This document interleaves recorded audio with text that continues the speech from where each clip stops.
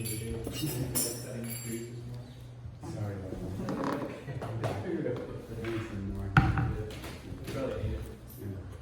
And it needs a lot more, but now wasn't the right time. Right. Figured that. 7 o'clock Sunday morning. Yeah, today's Bhagawatam. Busy day. I guess 7's when you expect it on Monday morning, right? I think even Monday, wait till 8. Really? Yeah, that's pretty standard. I remember back in the 60s,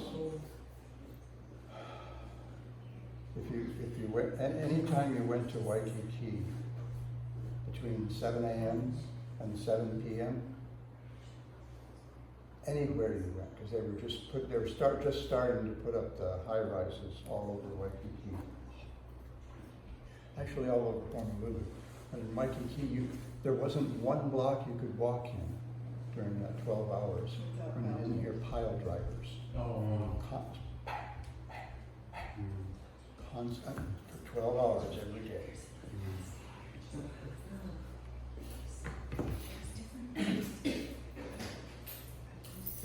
Waikiki had a completely different flavor back then.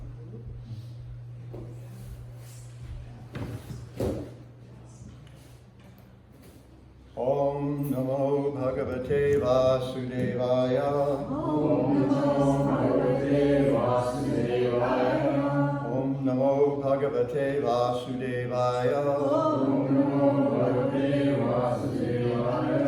Om Namo Bhagavate Vasudevaya. Om Namo Bhagavate Vasudevaya.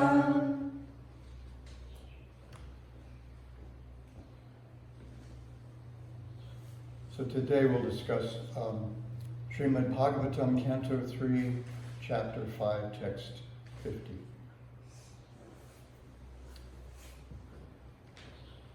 Twang Naha Suranam Osi Sanvayanam Twang na Suranam Asi Sanvayanam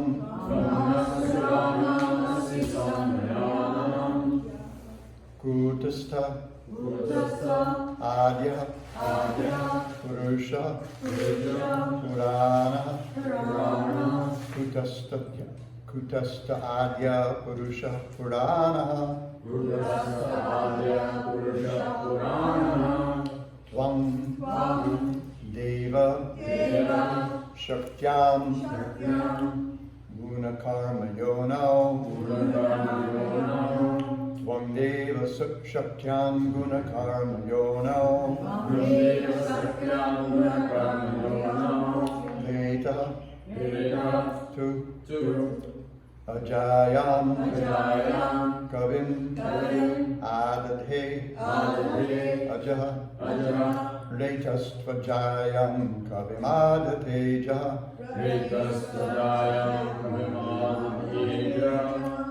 Tvam nasuranamasi sanvayanam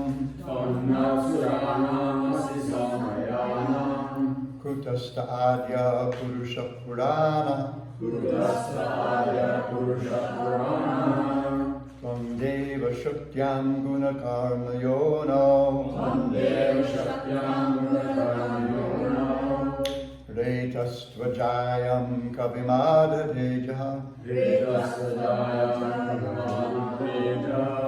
Tvam nasuranamasi sanvayanam Kutastha Adya Purusha Purana Tvam Deva Shakyam Gunakarma Yono Retastvajayam Kavimadhateja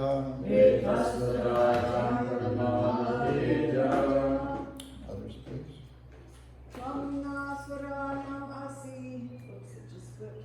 Asi Samvayanam Kutastha Adya Purusha Puranaha Tvam Deva Shaktam Gunakarma Yono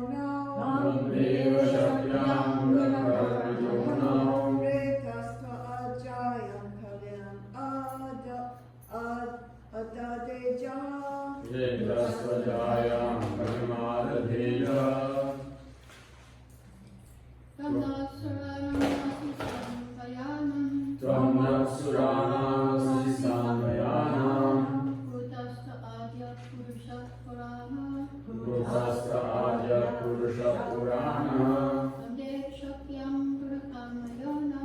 Namdeva Shakyam Murakarmayona. Vetastajayam Kavimadvecha.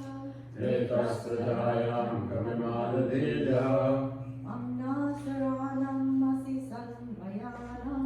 Tamnasuranam Sisamvayanam. Buddhasadya Purusha Purana. Buddhasadya Purusha Purana. Amdeva Sakyam Gunakarmayono.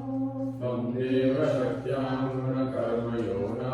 Vedastadyam Kavinadharecha. Vetastajayam Kavimadadeja. Tamnasuranamasi sanvayanam. Tamnasuranamasi samvayanam. Utasta adya purusha puranam. Utastadya Purusha Purana. Tamdeva shakyam gunakarmayonau. Tamdeva Shakyam Gunakarmayona. Vetastvajayam kavimadadheja. Vetastajayam Kavimadadeja.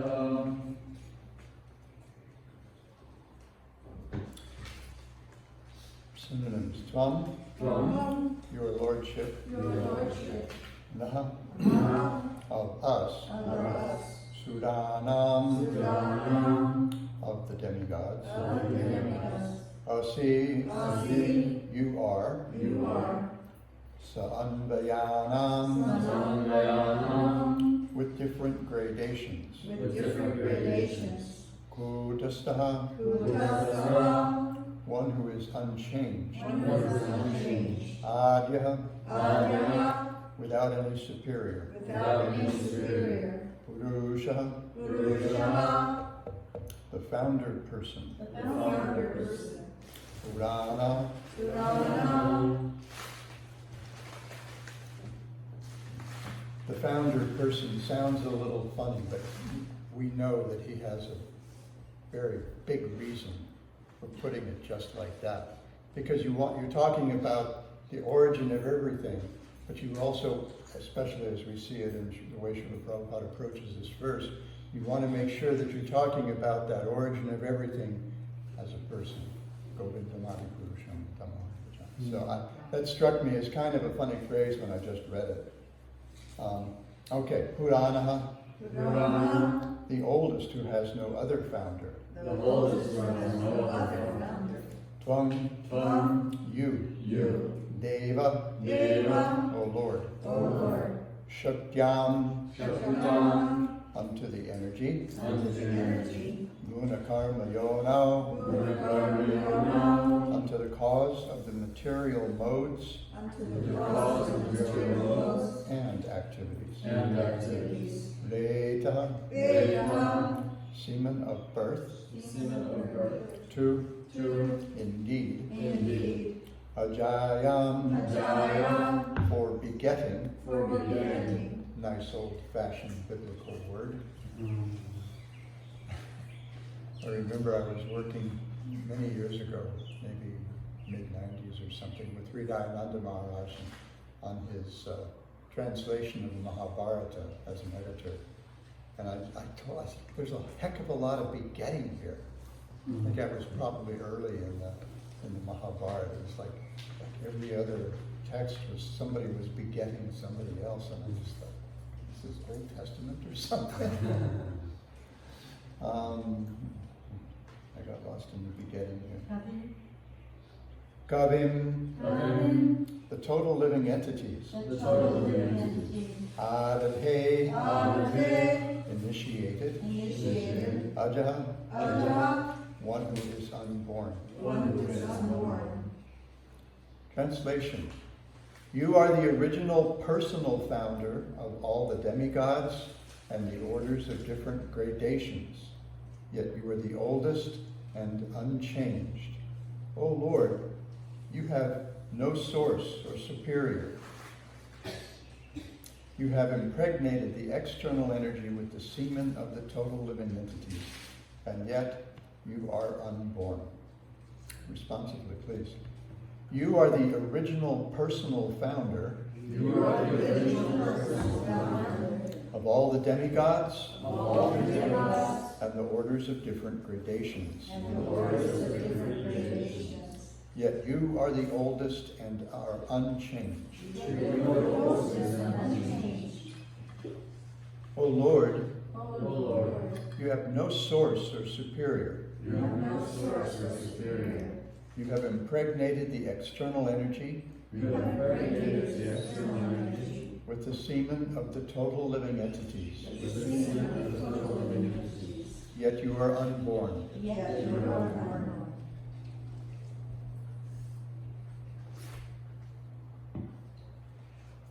Srila Prabhupada's purport.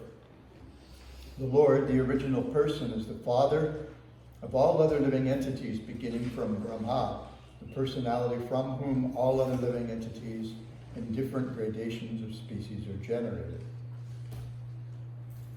Yet the Supreme Father has no other father.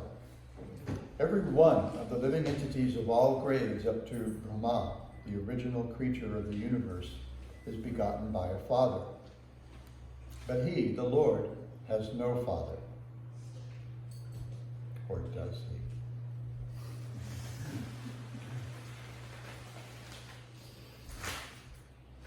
When he descends on the material plane out of his causeless mercy,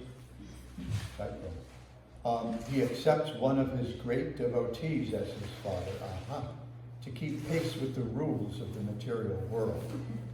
There's another reason too. But since he is the Lord, he's always independent in choosing who will become his father. For example, the Lord came out of a pillar in his incarnation of Nrsimhadev, and by the Lord's causeless mercy, Ahalya came out of a stone by the touch of the lotus feet of his incarnation as Lord Sri Rama. He is also the companion of every living entity as the Supersoul, but he's unchanged. The living entity changes his body in the material world, but even when the Lord is in the material world, he is ever unchanged. That is his prerogative. As confirmed in the Bhagavad Gita, the Lord impregnates the external or material energy, and thus the total living entities later come out in different gradations, beginning from Brahma, the first demigod, down to the insignificant ant. All gradations of living entities are manifested by Brahma and the external energy, but the Lord is the original Father of everyone.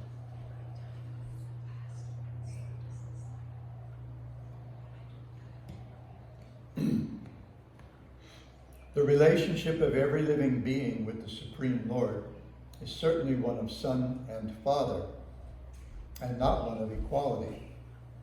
Sometimes in love, the son is more than the father, but the relationship of father and son is one of superior, and the superior and the subordinate. Every living entity, however great he may be, even up to demigods like Brahma and Indra, is an eternally subordinate servitor of the Supreme Father. The Mahatattva principle is the generating source of all the modes of material nature, and the living entities take birth in the material world in bodies supplied by the mother, the material nature, in terms of their previous work.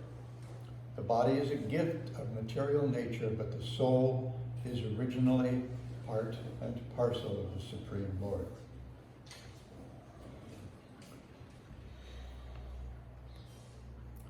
Om Ajnanatimidandhasya Jnananjanashalakaya Chakshurunmilitam Yena Tasmai Shri Gurave Namaha Mukam Karoti Vachalam Bangum Langhayate Girim Jatkripatamaham Bande Shri Gurun Dinataranam Shri Chaitanya Manobhishtam Sthapitam Yena Bhutale Svayam Rupakadamahyam Tadati Svapadantikam Pancha Kalpatarubhishta Kripasandho Yevacha Patitanam Pavanebhyo Vaishnavebhyo Namo Swami Nasuranam asisanvayanam kutasta adya purusha puranam Tvangdeva shakyan gunakarma yona retas tvajayam karmadhija. You are the original personal founder of all the demigods and the orders of different gradations, yet you are the oldest and unchanged. Oh Lord, you have no source or superior. You have impregnated the external energy with the semen of the total living entities, yet you are unborn.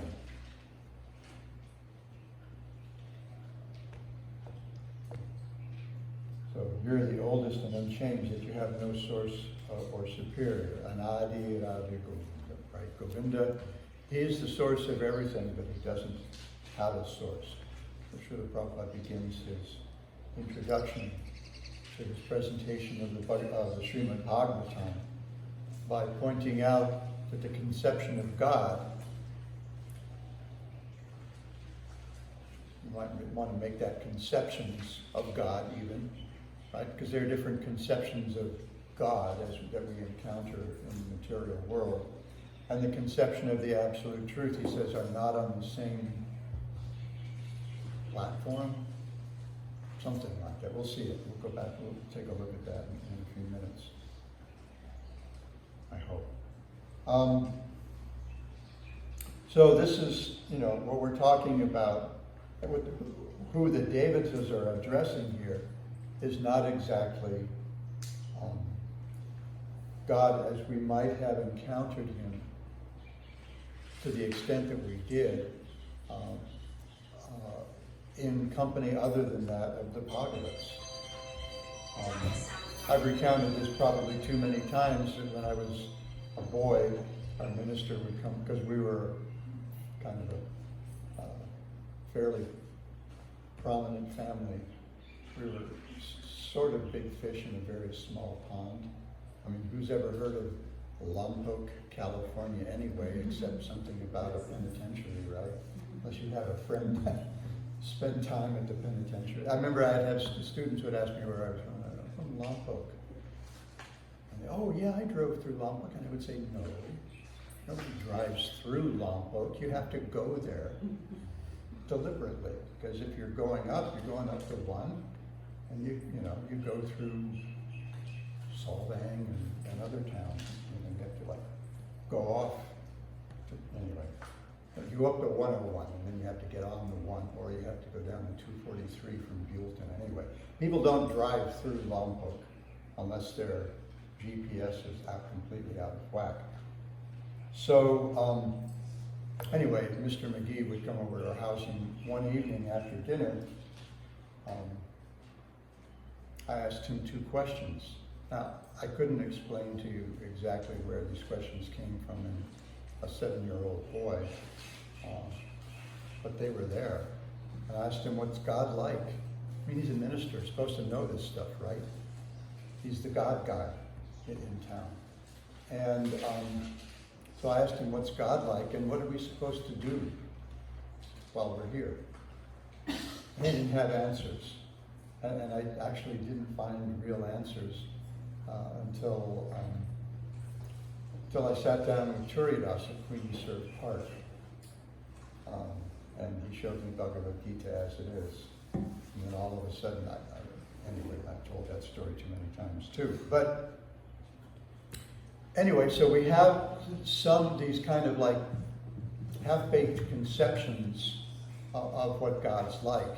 And because God is the oldest, the origin of all, he has to be depicted as an elderly man. So we see Michelangelo's masterpiece on the ceiling of the Sistine Chapel, and there's God, long flowing white hair and big white beard and deeply etched lines in his face, but of course a very vigorous body, big strong body, because he's God, right? He's old, but he's still God. So he's very muscular. And he's, I guess, giving life to Adam or something like that, the touching of the fingers. Kind of interesting. It's a little less subtle than the glancing over the material nature that we're going to see here in the Bhagavad Gita chapter, a verse that Prabhupada referred to. But, still not some kind of weird super mechanistic thing that we might think of. Creating the first being, or maybe the first human, I guess, because you've got the angels and all that stuff going on in heaven. Whatever that is. We have different ideas about what that is too. So, so we have these conceptions of God, but the Bhagavatam, which Srila Prabhupada tells us, and we'll take a quick look at that, actually explores many different aspects of the absolute truth, which is something beyond even the concept of God. Because generally when we think of God, we think of like the Lord of the world, the Lord of the universe, or something like that. And that's there. That's there in the Bhagavatam, right? We see that. We see it in the Bhagavad Gita as well. That the Lord expands and then expands again and then expands again as Kiradakshaya Vishnu and appears as the Paramatma in the hearts of every living entity in the material world. So this is an expression of the absolute truth for the benefit of the material world. I mean, it's all there in the Bhagavatam. It's just, when we actually get into the Bhagavatam, really get into the Bhagavatam, and I think I'm going to embarrass somebody new to got the big eye. Of course, she's got one ear out, so maybe that's the one facing this way. So she doesn't have to get all, aw shucks and everything.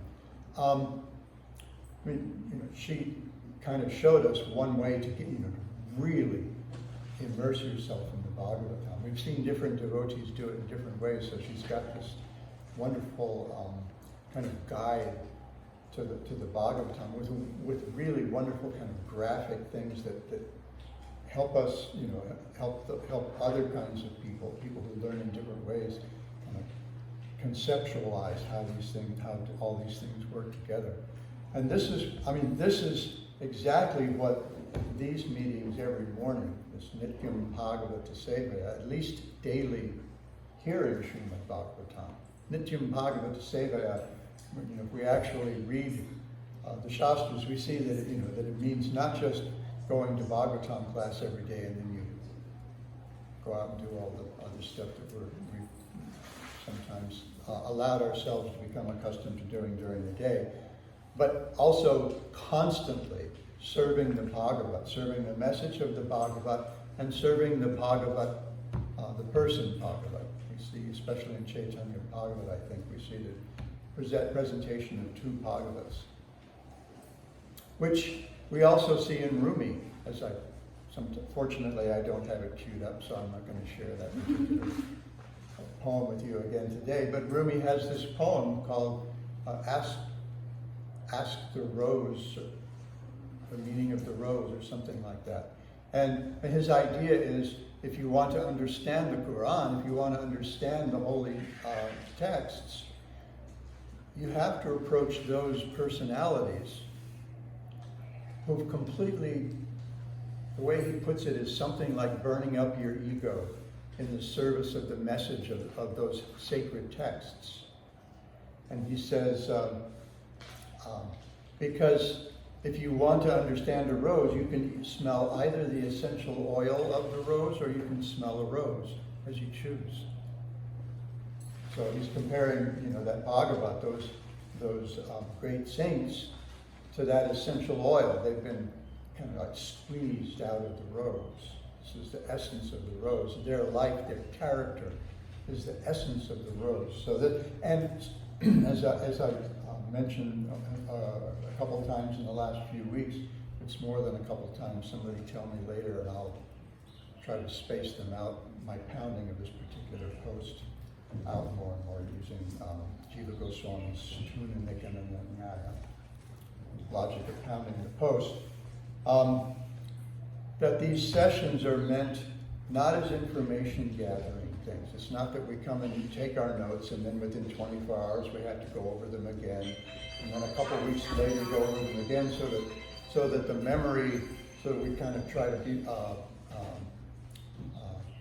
kind of stop that memory curve thing, that loss of memory of what we heard.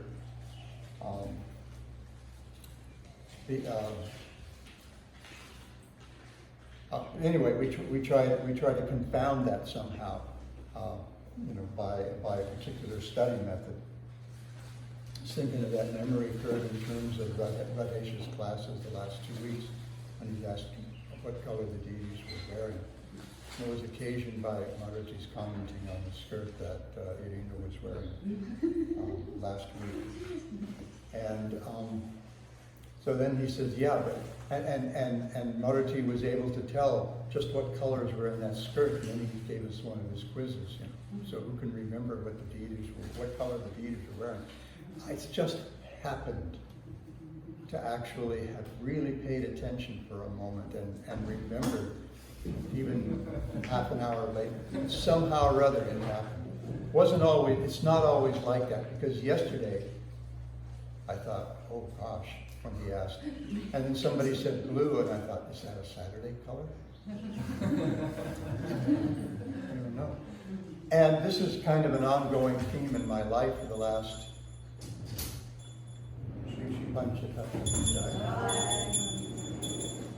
maybe 48 years. I first noticed this back in '73 when I was first married, and my wife and I were living in an apartment about a mile down Fifth Avenue from the San Diego Temple.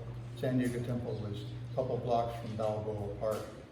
And I had a second shift job at the time, saving money to go to South America to introduce Krishna consciousness in Peru. And so I had this second shift job. So during the day, I had the service of doing making the Raj Bhoga offering, presenting the Raj Bhoga offering to Radha Giridhari, doing the noon arati and putting them to rest for the afternoon. So I'd spend an hour with the deities, and we had this friend, probably my wife's oldest, dearest friend. My wife, when she moved into the temple, was 18. When she was 19, this lady moved into the temple who was 50.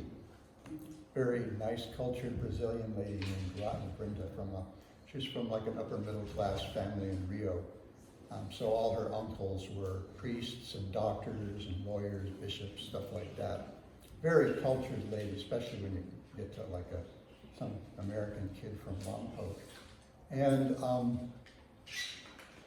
so we didn't even have our own phone, but I'd call her, a few times a week. We'd call from the phone in the hall at our apartment building. And I knew she was going to ask this. First thing she would ask, Prabhu, what color are Radha Giridhari wearing today? I had just spent an hour with them. And sometimes I could make a guess that sounded maybe a little convincing, but she would just take me to task every time. Prabhu, you just spent a whole hour with them. So these classes are meant not so much as information gathering sessions as alchemical experiences, as one devotee I recently heard put it. They're supposed to actually change our hearts. And it happens, sometimes it happens maybe what appears to be kind of spectacularly at first, but there's this cumulative effect. If we actually open our hearts, like I sometimes talk about particular kirtans or maybe particular classes devotees give. I remember, I think I first said it when I heard a kirtan that Bhattahari led at a sadhu sangha retreat. I listened to this kirtan and I just couldn't stop listening to it. Even though in the version that I have, there's a really awful feedback two or three times in the first maybe 7 or 8 minutes. And I'm not going to cut those 7 or 8 minutes out because the way it begins is just so, anyway. So after hearing the kirtan, I commented to someone that this kirtan just broke my heart. but it broke it open. And that's what this is about. You know, when we hear a kirtan, when we engage in a kirtan, you know, we hope that it'll break our hearts open a little bit, to let a little bit of that, as Leonard Cohen says, that's how the light gets in. You know, there's a crack in everything, he says. That's how the light gets in. So just even a little crack in my heart would be really cool if some of that, the light from that kirtan, the light from that Bhagavatam verse could get in there. So when we talk about these things, this is a whole different thing from what I could possibly have had in mind as a 7-year-old kid in Lompoc asking Mr. McGee what God's like. I mean, I guess I was just a curious kid. But, and lest, I guess I have to tell the counter story, lest anybody who hasn't heard the story 15 times in the last month think that I was terribly spiritually precocious. I don't think it was that night. I think it was probably another time that he came to have dinner with us. I think I was 6 at that time, so this was earlier. We did say a prayer. My father was agnostic, but we went to church all the time because people would notice if we didn't. We always said a prayer before dinner in the evenings. Even if it was my father's, which was a little irreverent, naturally. But I guess they wanted to show off, so they asked me to say the prayer, but my mother asked me, Billy, would you like to say grace tonight? And I knew what it was time for, but something about calling it grace, which was a brand new thing, brought out, I don't think I'll ever know what the balance was between innocence and wiseacrery here. But because everybody bowed their heads, of course. So I'm sitting there, everybody's heads bowed, and I say, grace. At which Mr. McGee just about fell out of his chair because he was laughing so hard. And it took me a moment to figure out whether I had stepped in something very deep and fresh, or, actually made a good joke. I'm not sure of that either. But, so that's the counter story, so that there's no misapprehensions about that I was like some Kumara or something like that. I was just a dopey kid, pretty much as I am now. So, this is a conception of God where He wills into existence everything else, because just being by Himself isn't all that much fun. So I think it's the Upanishads, they say that out of a desire to enjoy, one became many. This is why I asked when it says He's got no father. I thought, or does He? Because we hear in Chaitanya Charitamrita, Swayam Bhagavan Krishna Ekaleshvara, Advitiya Nandatmaja Rasika Shekhar. In order, he's Swayam Bhagavan Krishna Ekaleshvara. He is the Ishvara. He is God. Capital G, God. And the Supreme Personality of Godhead, Bhagavan, Swayam Bhagavan. So Bhagavan, that's way beyond just God. But still, in order to enjoy, He becomes the son of Nanda Maharaj. That was the other reason that I was alluding to. Because He wants to enjoy. He wants to enjoy having Mother Yashoda get cross with Him and threaten Him with a stick, so that He can get all freaked out and have the tears running down His face, streaking His cudgel and his little bimba fruit colored lower lip trembling. Moms and dads here know this very well. The kids, when they figured out the effect of that, they figured, okay, It's like you wonder to what extent is Maruti naturally just cute and adorable, and to what extent has he figured out how to be cute and adorable. And especially, I think, as they grow up, there's sometimes maybe a little more calculation. By the time they get to 5, they're not toddler cute anymore. They're little kid cute still, but so he's still there. He's like halfway there. But so this, that's the conception of the absolute truth that the Bhagavatam has. He is the oldest of all. He's the source of everything. He's on top of whatever hierarchies you might conceive of. He is at the root of everything. Still, to enjoy, he becomes, he's a little precocious. He becomes a young boy who's completely controlled by the love of this girl who he's created so that he can enjoy that. And when she gets cross with him, he can't figure out whether he wants to keep living or not. So he goes to his buddy, Subal. What am I going to do? Picking out the petals from the daisy. She loves me not. She loves me. Oh, this one has an even number of petals. Another one. Whatever he can do to keep himself alive. In the meantime, whatever she can do to keep herself alive. And that is sparking the love in him by getting cross with him sometimes. Or letting some of his buddies beat him sometime when they wrestle or play other games. We see sometimes he has to carry Baladev or Sridama on his shoulders.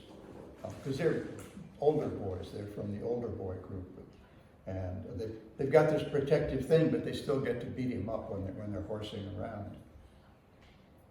So we have all these kind of like beatific ideas of what the Godhead is, but at the beginning of the 12th chapter of the 10th canto, we've got Shukadeva Goswami describing to, another post he's going to pound,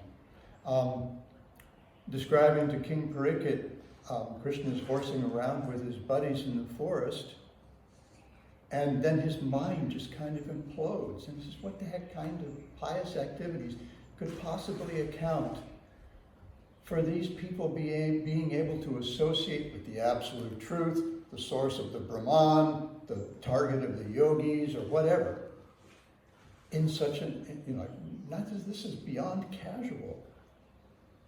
This is like country boys horsing around, and I'm using a euphemism there, in the forest, just doing dumb kid stuff.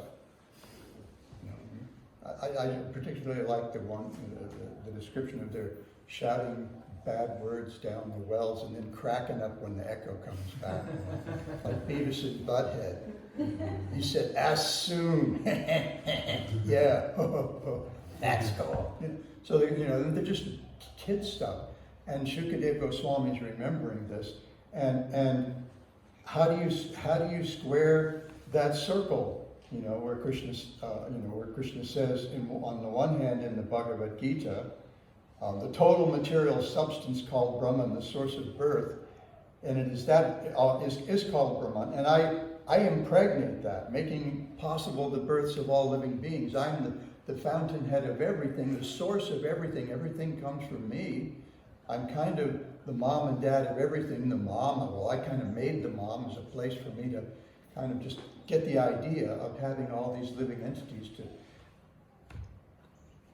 and dopey kids horsing around in the forest. So I'm going to do that. I want to squeeze in a little bit of this before the hook comes.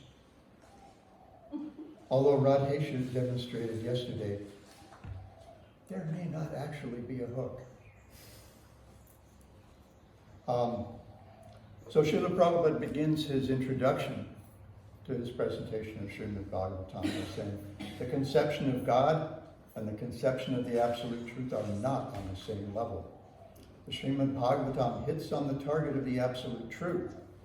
The conception of God indicates the controller, whereas the conception of the absolute truth indicates the summum bonum, or the ultimate source of all energies. There's no difference of opinion about about the personal feature of God as the controller, because a controller cannot be impersonal. And he goes on and on from there. He says the Srimad Bhagavatam designates the absolute truth, or the summum bonum, as the param satyam, the ultimate truth. And he explains about the param satyam, the absolute truth.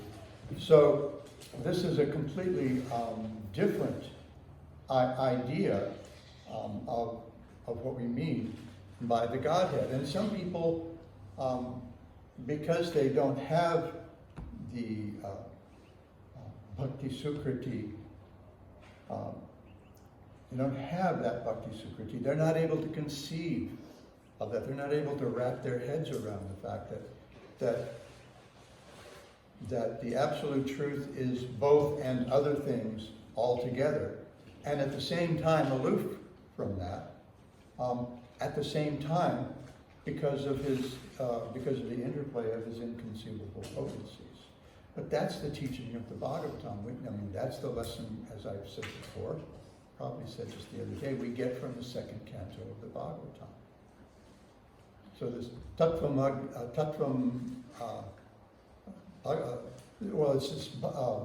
Advaya Tattva that's being taught in the Bhagavatam, that there is only one thing, there is only Krishna. But he also has numerous inconceivable energies. And they're also him, because they're not different from him, while at the same time they are. And so there is this oneness that's kind of the basis of everything, and then it's amazingly diverse. So in that same verse, where we see that the Bhagavat teaches that Advaya Gyan Tattva, Brahmeti Paramatmeti Bhagavaniti Shabdate. We see all those right here in today's purport. We see God, and then we see the whole absolute truth unfolding in this purport. So this is supposed to be, whenever we discuss the Bhagavatam, there's something, we hope something will come up that'll just blow our minds a little bit and just kind of tweak our whole orientation, our whole perspective on the world and everything. Just maybe a degree or a degree and a half each time. And maybe opens our aperture up just a little bit more. I don't remember how they're, like on cameras, the aperture is measured. But it opens that up so that we eventually get a really broad perspective on just everything, so that it's 42, but it's also everything else. It's also all the other numbers. Not very many people get that illusion. So anyway, I just found this. I tried to see if I could fob this verse off on Narayani, but Is that a Hitchhiker's Guide? exactly. Actually, advanced devotees might not get that. I'll stop here. Any questions, comments, reflections? Yeah, I was interested in the purport. We had this this two examples given after mentioning that the Lord has no father, and that he's in the, and then You would. Nishringadeva in the pillar and Ahulya. And I was just wondering if you had. I am really fuzzy on Ahulya. Really fuzzy. I think she was she's the one that, Agastya Muni, she was his wife. It's like the embodiment. And then Indra came down as Agastya Muni because he was attracted to her, and she had sex with Indra, and Agastya Muni cursed her to the rock. But just in terms of the example is that Krishna has no father. I'm trying to understand. Is it saying that by his causeless mercy he accepts a great devotee as a father, just as by his causeless mercy he liberates Ahulya and protects Prahlad? Yeah, I think what he's suggesting there is that that's an aspect of that. But then he also does it because he wants to. Out of his causeless mercy, yeah, but it's actually out of his desire. you know, in order to experience joy. I think it's the example where you're showing that they also didn't have any father.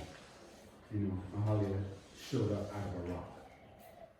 You know, Nrsimha they showed up out of a pillar. There's no father. There's no one that's conceiving them. And they just show up. You know. Yeah, he says, you know, I mean, the antecedent to that is that he says that he's independent in choosing who will become his father. So he appears however he likes. And he can also have his devotees appear however. So Ahalya appears out of a stone that's been touched by Lord Ramchandra's feet. Lord Nrsingadev appears out of a pillar that's been mocked, I guess, by Hiranyakashipu. He says, sure, okay, yeah, I can do that if you like. Sounds like an absurd idea, doesn't it, to you? Because your aperture is very, very tiny, you know, but if you open it up more, then you can see that, yeah, I'm here. Guess what? Boo! So yeah, I think there are probably a few things suggested there. But I really like that Rasika Shekhar. I have a friend, Siddheshwar, who lives, joined here in the 60s. He joined with Srupananda. He was part of the Krishna Yoga community. Then went to the mainland, married a devotee from Mexico City, and lived down there for a while. He was the way I got to Mexico a couple of times. And they had a daughter, I think her name was Rasika Shekhar. I just always liked that because of that verse. It says Krishna just wants to enjoy. Gods just want to have fun. Anything else before the hook does come? Yes, Maharaj, can you give us blessings for today, for the festivities?